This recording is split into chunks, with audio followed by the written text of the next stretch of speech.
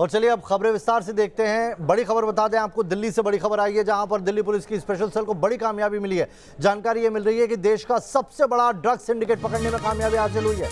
Red के दौरान तकरीबन 350 किलो ड्रग्स बरामद की गई है, जिसकी कीमत 2500 करोड़ बताई जा रही है। नार्को टेररिज्म के एंगल से भी इस मामले की जांच होगी। स्पेशल सेल ने 2500 करोड़ रुपए की ड्रग्स की एक खेप पकड़ी है। इसे एक बड़ी कामयाबी के तौर पर देखा जा रहा है। स्पेशल सेल ने छापेमारी की और 4 लोगों को गिरफ्तार किया है। स्पेशल सेल ने गिरफ्तार किए गए आरोपियों से पूछताछ की जा रही है कि आखिर इस नेटवर्क के तार कहां तक फैले हुए थे, कहां से ये ड्रग्स आई थी, कहां खपानी थी। स्पेशल सेल ने 3 आरोपियों को हरियाणा से और 1 आरोपी को दिल्ली से गिरफ्तार किया है। बता दें आपको कि स्पेशल सेल को शक है कि यह मामला नार्को टेररिज्म से जुड़ा हो सकता है।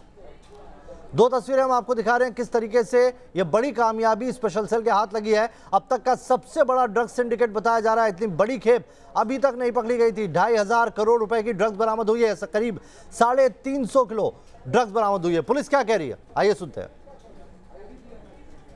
इसको छुपाने के लिए फरीदाबाद में एक मकान किराए पे लिया गया था और मेजर सीजर जो है ये वहीं से है।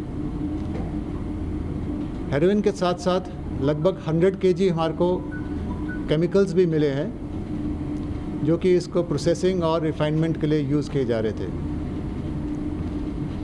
ये नेटवर्क जो है, जो इंटरनेशनल ड्रग सिंडिकेट है, इसके चलाने वाले अफ़गानिस्तान में बैठे हैं और कुछ यूरोपियन कंट्रीज़ में बैठे हैं। इनके लिंकेजेस हमें अफ़गानिस्तान के अलावा कश्मीर और पंजाब से भी मिल रहे हैं। और इस खबर पर बात करने के लिए अवनीश चौधरी हमारे साथ जुड़ गए, हमारे सहयोगी। अवनीश, कामयाबी बड़ी है लेकिन सवाल भी कई सारे हैं। आखिर राजधानी के अंदर इतनी बड़ी खेप आई कैसे?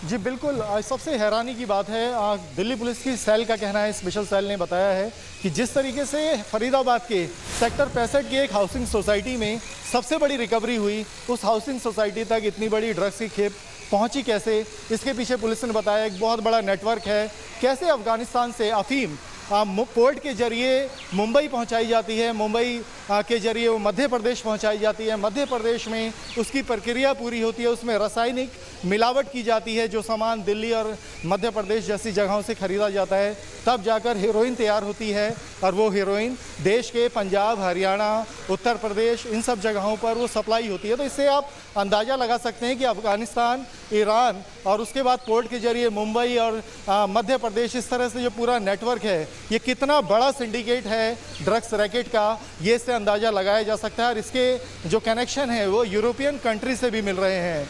जो कच्चा माल वहाँ से जो वैध निर्यात है, जैसे तुलसी बीज, इन सब में छिपाकर इनको देश के भीतर भेजा जा रहा था और यहाँ पे अफगान नेशनल की मदद से उसको हेरोइन तैयार की जा रही थी। ये पूरा जो सिंडिकेट है वो बताता है कि कितने ये बड़ी खेप मिली है। ये अभी का इनका जुटाया हुआ सामान है, न जाने कितना ये अभी खपा चुके होंगे, कितनी पीढ़ियों को बर्बाद कर चुके होंगे अब तक।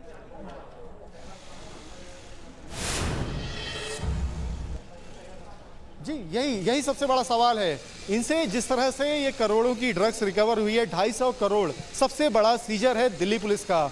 ये रिकवरी बताती है कि अब तक कितना ये सामान यहाँ पर इस तरह का ड्रग्स का ये खपा चुके हैं, आगे इनकी प्लानिंग क्या थी। और इसमें यह भी जानकारी आ रही है कि पंजाब से ये जो इसमें एक एक्यूज्ड है गुरजोत, उसका जो आका है इस समय वो ईरान में बैठा है। इनकी मुलाकात पंजाब की एक जेल में होती है। तो ये पूरा सिंडिकेट किस तरीके से संचालित था। और इसमें जो सबसे जो डराने वाली बात है, जो गंभीर बात है, वो है नार्को टेररिज्म की आशंका पैदा होना। ये पुलिस मान रही है कि जब इसके पीछे इतना बड़ा व्यापार था और जब ये 350 किलो ड्रग्स रिकवर होती है, 250 करोड़ जिसकी इंटरनेशनल मार्केट में कीमत है, तो आखिर ये पैसा कहाँ इस्तेमाल हो रहा था। तो ये आशंका जताई जा रही है कि इसका नार्को टेररिज्म में इस्तेमाल हो सकता है। ये सवाल हमने सेल की कॉन्फ्रेंस में भी किया और सेल ने इससे इनकार नहीं किया। उन्होंने कहा कि ये एंगल भी अभी जांच का विषय है, इसको भी इन्वेस्टिगेट किया जा रहा है और अगर इस एंगल पर पुलिस को कोई भी सुराग मिलता है तो वो बेहद गंभीर बात होगी कि आखिर इतना बड़ा रैकेट, इतना पैसा, और ये अगर देश के खिलाफ ही इस्तेमाल हो रहा है,